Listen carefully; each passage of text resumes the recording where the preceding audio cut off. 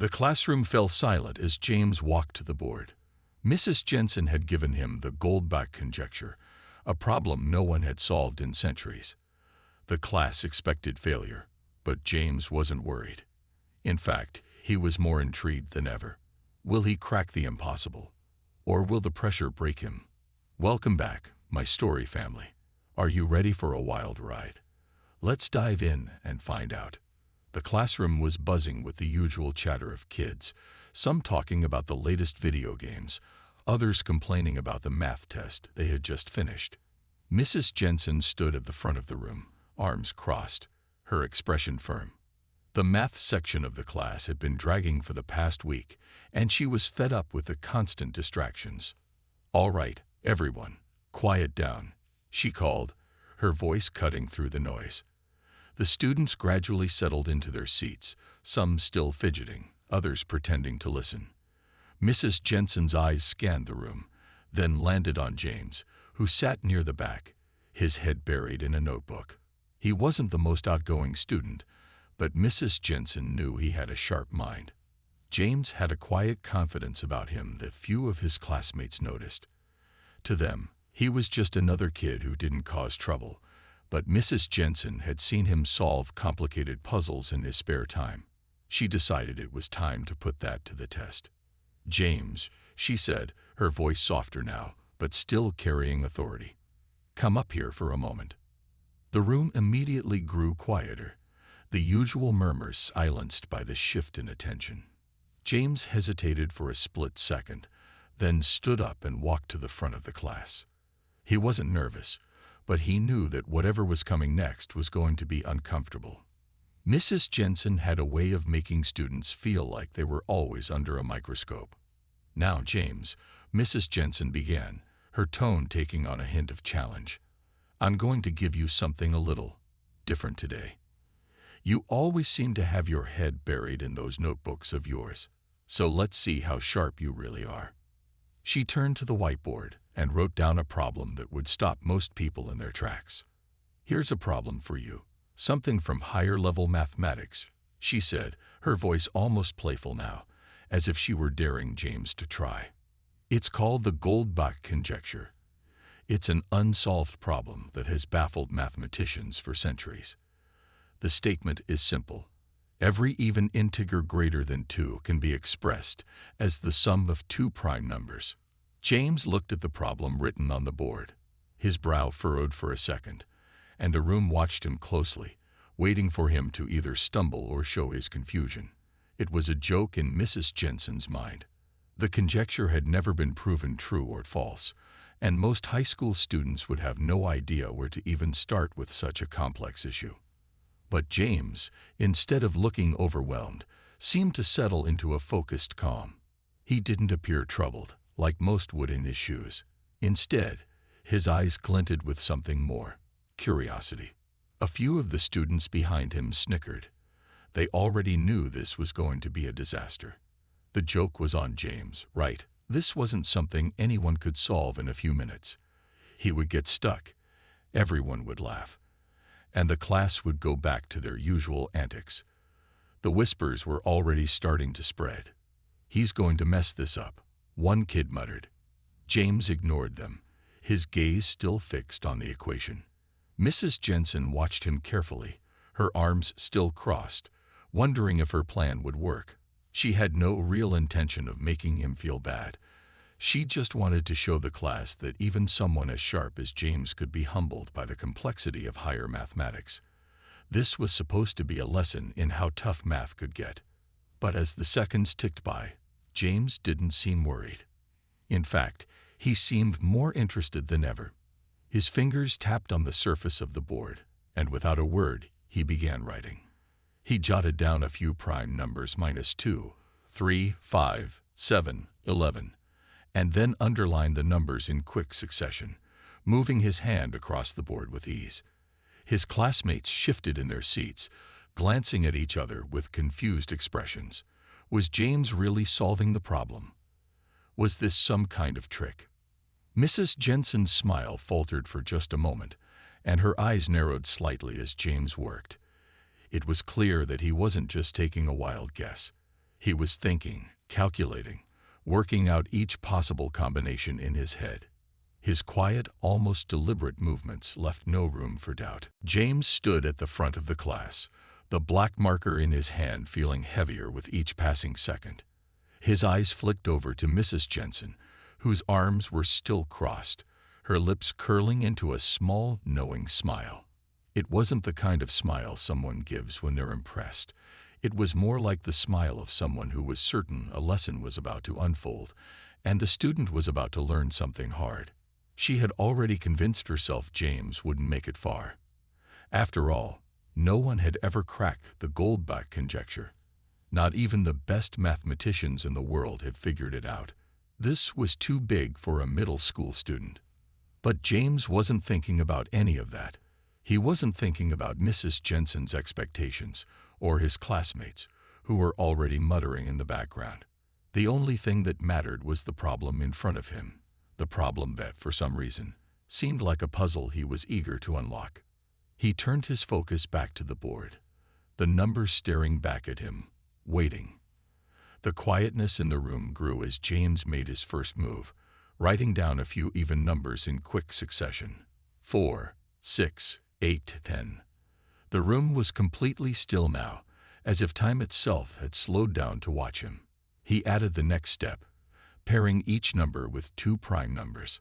4 equals 2 plus 2, 6 equals 3 plus 3, 8 equals 3 plus 5, 10 equals 3 plus 7. His mind moved quickly, the steps falling into place with a surprising ease. These were the basics, prime numbers, after all, numbers divisible only by 1 and themselves. He had learned that years ago in a different classroom, and he had always been fascinated by the way they worked, how something so simple could be so complex.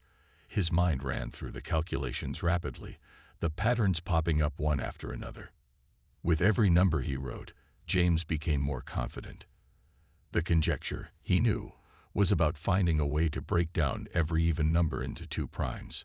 It seemed simple at first, like a game of matching. But the deeper he went, the more the problem transformed into something far more intricate. He couldn't shake the feeling that there was more to it than just pairing numbers. But for now, he couldn't help but feel a glimmer of hope as the solutions began to unfold. 4 was 2 plus 2. 6 was 3 plus 3. 8 was 3 plus 5. 10 was 3 plus 7. Each time, the equation made sense. He moved quickly from number to number. The primes fell into line, like soldiers standing at attention, waiting to be counted. His hand moved steadily across the board, the numbers growing larger, the tension building. His classmates were no longer snickering. In fact, some of them were staring at him, their mouths slightly open in disbelief. This wasn't the chaos they were used to. This wasn't the James they thought they knew. He was solving the problem, this problem. And he wasn't hesitating. Mrs. Jensen stood at the back of the room, watching with a strange mix of amusement and surprise. She had expected this to be a short, embarrassing moment for James. After all, how could anyone solve something that had stumped mathematicians for centuries? It was supposed to be a joke, a lesson in humility. But now, as James continued to write, something in her shifted. He wasn't stumbling over his words. He wasn't erasing things, starting over, looking for help.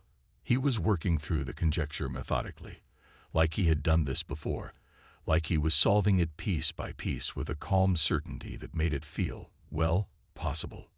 She crossed her arms tighter, trying to suppress the small spark of respect that was rising in her. But she couldn't help it. James was surprising her. Her eyes flicked back to the class, expecting to see the usual reactions, laughter, boredom, maybe a few quiet jokes. But instead, she saw a room full of students who were actually paying attention. The chatter had stopped. The murmurs that were once there were gone. The students were now sitting straight in their chairs, their focus entirely on the problem unfolding before them. A few even leaned forward slightly, as if trying to understand how James was making it all look so simple. The silence in the room deepened. Every student's eyes were fixed on him. They had come in expecting another dull math class, but now they were watching something different. James worked through each new number with calm precision. 12 equals 5 plus 7. 14 equals 3 plus 11. 16 equals 3 plus 13. Each time he wrote another solution. The sound of the marker scratching against the board seemed louder in the still room, drawing more attention. The prime numbers paired perfectly with each even number, just like the conjecture suggested. But James could sense it. This was just the beginning. It felt like something bigger was starting to unfold. He wasn't just solving a problem. He was learning, in real time, the power of thinking through something deeply. And yet, despite the rhythm of the numbers and the growing certainty in his mind, there was still a part of him that couldn't help but wonder, is this really it? Was he just following the path someone else had already walked? Or was there something new here? James continued his work, step by step, as his classmates, who were expecting a mistake, were starting to pay attention now. They saw that James was actually doing something impressive. James' hand hovered over the board, the marker still in his grip. He had been moving through the even numbers with surprising ease, pairing them with primes like a smooth rhythm: -4 with 2, 6 with 3, 8 with 5, 10 with 7. But as he wrote down 12 equals 5 plus 7, 14 equals 3 plus 11, and 16 equals 3 plus 13, something began to shift. He had reached the larger even numbers, now -18, 20, 22. And the prime pairs weren't lining up as neatly. His hand slowed, and for the first time since he started, a flicker of doubt crept into his mind. He wrote down 18, but the numbers didn't add up. 3 plus 15. No, 15 wasn't prime. He tried another combination. 5 plus 13. No, still not right. The more combinations he tried, the more frustrated he became. For every number, there seemed to be an answer, but as he moved to larger even numbers, the solutions became less clear. A knot of anxiety began to tighten in his stomach. He knew the conjecture stated that every even integer greater than 2 should be expressible as the sum of two primes. But as he looked at the board, the numbers weren't adding up. He rubbed his eyes, his mind whirling with the possibilities. What if it wasn't as simple as he thought? He looked down at his work. The first few numbers had been easy, too easy, and now they were becoming more complicated. The conjecture seemed simple on the surface, but as James worked, he realized just how complex it really was. What if the even numbers he hadn't tried yet, -28, 30, 32, were different? What if some of them couldn't be expressed as the sum of two primes at all? His heart rate increased, the pressure building in his chest. His classmates had fallen silent, watching him closely. James could feel their eyes on him, waiting for him to make the next move. They had started out amused, but now the room was charged with tension. Mrs. Jensen's smile had faded, her arms still crossed, but there was a hint of curiosity in her eyes now. She hadn't expected this. She'd expected James to stall or stumble, but instead, he'd been moving forward, until now. James' hand trembled slightly as he stared at the board. There had to be a way to solve this. He couldn't let it defeat him now. But the longer he stared at the numbers, the more it felt like the problem was slipping out of his reach. His mind was racing, darting between thoughts of prime numbers, complex math theories, and the impossible idea that there might be a number out there that couldn't be broken down the way the conjecture said it should. The sheer weight of the problem felt suffocating now. He wasn't just solving a math problem. He was trying to prove something that had eluded mathematicians for centuries. His fingers clenched around the marker, and for a split second, he wanted to erase it all, to walk away from the board and forget about the conjecture entirely. But then the weight of his own thoughts stopped him. No, he couldn't give up now. "James, do you need help?" Mrs. Jensen's voice broke through his swirling thoughts. Her words were gentle, but there was an edge to them. She saw the uncertainty on his face, the hesitation. It wasn't the usual confident James standing in front of the class. This James was thinking, struggling with something far bigger than any math test or homework problem he had ever faced. James didn't answer right away. He couldn't. He didn't want to admit that he was stuck, that he might not be able to prove the conjecture after all. His classmates were waiting for him to speak, for him to deliver the solution that seemed so easy just moments ago. But James knew that the problem wasn't just about finding the right numbers. It was about proving something much deeper, something that had baffled the smartest minds in history. He closed his eyes for a moment, trying to gather his thoughts. He couldn't solve it in the next few minutes, not with everyone watching. The conjecture wasn't something that could be solved by a quick trick or a neat formula.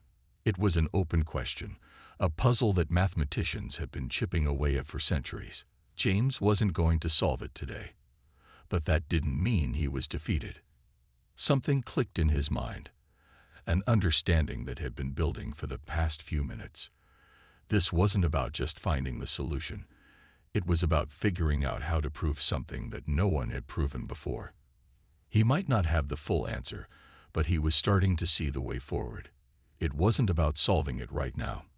It was about asking the right questions, about seeing the patterns that others might miss. James realized that he might not be able to solve it in the next few minutes, but he was beginning to understand how someone might eventually solve it. The next day, after school, James made his way to the library, his notes still clutched tightly in his hand. The quiet hum of the library seemed to welcome him, a space where he could think, focus, and maybe figure out where he had gone wrong. His mind was still buzzing from the previous day's experience, the way the conjecture had seemed so simple at first, just a pattern to solve.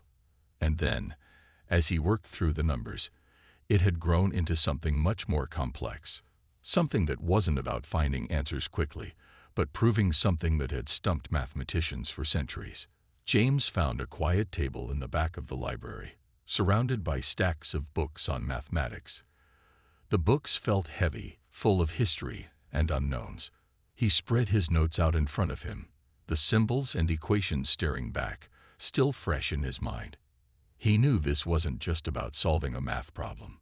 It was about finding a way to prove something, about showing that for every even number greater than 2, there must be 2 primes that add up to it. He picked up the first book he could find, one that was worn with age. Its cover was faded, but the title was still clear. The Theory of Numbers. James flipped through the pages, scanning the chapters that discussed prime numbers, sums, and number theory. He was looking for something, anything, that could give him a clue. Maybe a new perspective, a method someone else had used to prove or disprove the conjecture. Hours passed.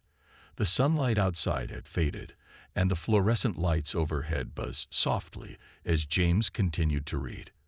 Every page he turned seemed to give him more information, but it also made things more complicated. He read about mathematicians who had tried and failed to solve the conjecture, each taking a different approach, each finding themselves stuck at some point. There were attempts that involved complex algorithms, others that used deep analysis of number sets, and some that relied on computational power, testing billions of numbers to search for patterns. Yet, despite all their work, the conjecture remained unsolved. No one had found the key to proving it true for all even numbers. James paused for a moment, rubbing his eyes. The frustration was starting to build. This was harder than he had imagined. It wasn't just a matter of finding the right primes. The problem was about proving that no matter how big the number, the conjecture would always hold. He realized that no one had yet been able to prove it for every single even number. It wasn't just a puzzle. It was a fundamental question about the very nature of numbers themselves. A sigh escaped his lips as he leaned back in his chair, looking around the quiet library. He had learned so much in the last few hours, but none of it seemed to bring him closer to a solution.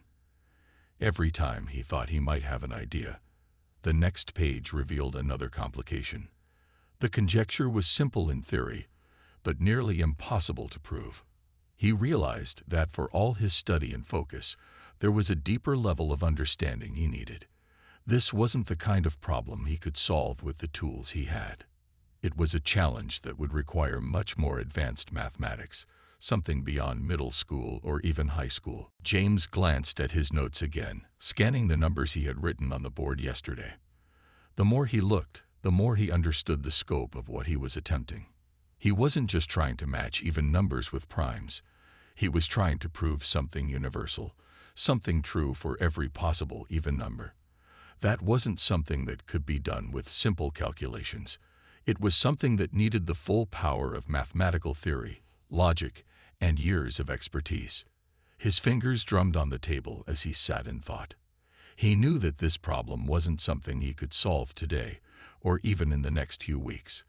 But the more he read, the more he realized that this was a journey, not just for him, but for anyone who wanted to understand the mysteries of numbers. It was a journey that had been going on for centuries, and even though he might not be able to finish it himself, he was beginning to understand why it was so difficult and so important. James closed the book in front of him and leaned back in his chair. He realized that he wasn't giving up. He wasn't failing. He was learning. He was seeing that math wasn't just about solving problems. It was about asking bigger questions. It was about understanding the deeper structure of the world, the patterns that underlie everything. And even though the Goldbach conjecture might never be solved by him, he now saw that it wasn't about finding the answer in a moment. It was about the process, the understanding of the journey, and knowing that there were still others out there, thinking, researching, and eventually, one day, maybe even solving it. James smiled to himself, feeling a sense of peace. He might not have cracked the problem today, but he understood something more valuable now. He wasn't just solving math problems. He was becoming part of something much bigger than himself, something that stretched back through history and would continue long after he was gone. And that realization felt like a victory in itself. The week after his trip to the library, James found himself standing in front of the entire school in the auditorium. Mrs. Jensen had asked him to present his findings during the weekly assembly, something he hadn't expected at all. He had spent the past few days thinking about what he would say, practicing in front of the mirror, but now that he was actually standing there, the nerves crept in. His palms felt clammy, and his heart beat a little faster than usual. The auditorium was packed, the hum of chatter settling into an expectant silence as students filled the rows.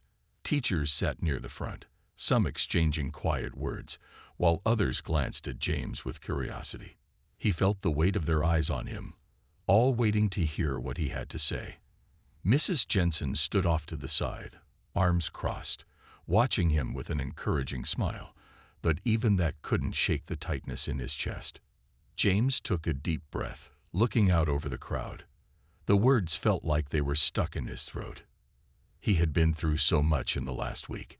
He'd learned more than he'd ever thought possible, not just about the Goldbach conjecture, but about the process of learning itself. But now, standing here, he realized something. It wasn't just about solving a math problem. It was about what the problem represented, the search for answers, the way we dig into the unknown. The lesson wasn't in the solution. It was in the journey. Finally, after a few moments of silence, James spoke. His voice was quieter than he would have liked, but it was steady. "I didn't solve the problem," he began, the words feeling strange in his mouth. "I couldn't prove the Goldbach conjecture. It's still unsolved, and I don't have the answer.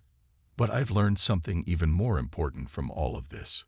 The room fell silent, everyone hanging on his words. James paused, his mind racing, trying to gather his thoughts. He had learned so much over the past week. The conjecture, with all its complexity, had opened up a whole new world for him. A world where math was more than just numbers and equations. It was about possibilities, exploration, and understanding the limits of what we knew. "The Goldbach conjecture is still unsolved," James continued, his voice gaining strength now. "But by studying it, I've learned something about math. There are things we can't solve right now, but that doesn't mean we stop trying. We just keep asking the right questions. We keep looking for answers. even when we don't have them. And eventually, someone will find the answer. There was a pause in the room. James could feel the weight of his words hanging in the air. He had expected to feel small, like a failure for not solving the problem. But as he spoke, he realized he wasn't failing. He was sharing something bigger than a math equation.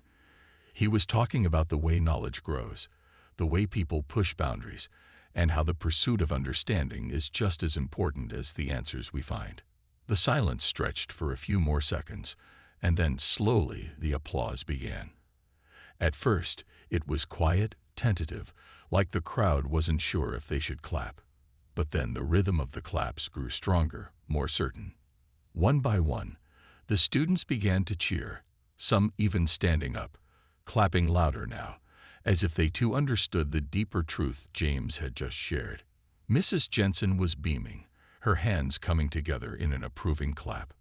Her eyes were bright with pride. She hadn't expected a perfect solution, but she had always believed in James' ability to understand the process, to grasp the deeper meaning of learning. James felt his shoulders relax as the applause washed over him. He stood there, letting it happen, but all the while, his thoughts were elsewhere. He hadn't solved the problem, but he had discovered something bigger: the importance of curiosity, of pushing through challenges, of asking the right questions, and not worrying if the answers didn't come immediately. The goal wasn't to be perfect. It was to keep searching, to keep asking why, to keep wondering what came next. As the applause died down, Mrs. Jensen walked up to him, her hand resting on his shoulder. Her voice was low but filled with warmth. "I'm proud of you, James. You've done more than most people ever do. You've found something just as valuable as a solution: understanding what it means to learn." James smiled, the weight that had been on him lifting a little. He had been so focused on solving the problem that he had forgotten what the journey really meant. It wasn't about solving the Goldbach conjecture. It was about the process of learning, the thrill of discovery, and the understanding that some problems take time. And that was okay. As the assembly wrapped up, James left the stage with a sense of peace he hadn't expected. He had shown everyone something far more important than a math problem: the power of persistence, the value of curiosity, and the realization that even when we don't have all the answers, the search for them is worth everything. And even though the Goldbach conjecture is still unsolved, James now understands the importance of science and math in a way he never did before. If you enjoyed this story and want to see more, don't forget to like, subscribe, and share it with your friends. Drop a comment below to let me know what you think, and keep the conversation going. Your support means everything, and I can't wait to bring you more stories that will keep you hooked.